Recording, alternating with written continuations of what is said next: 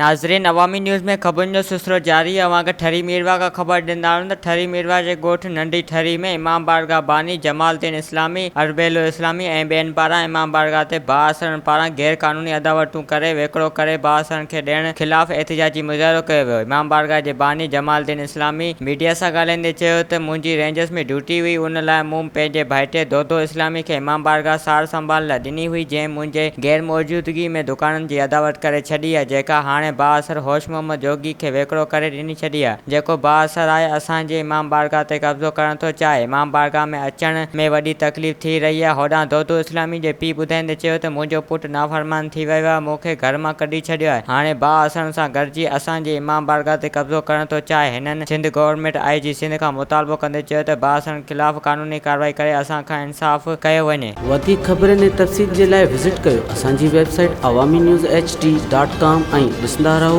Awami news HD।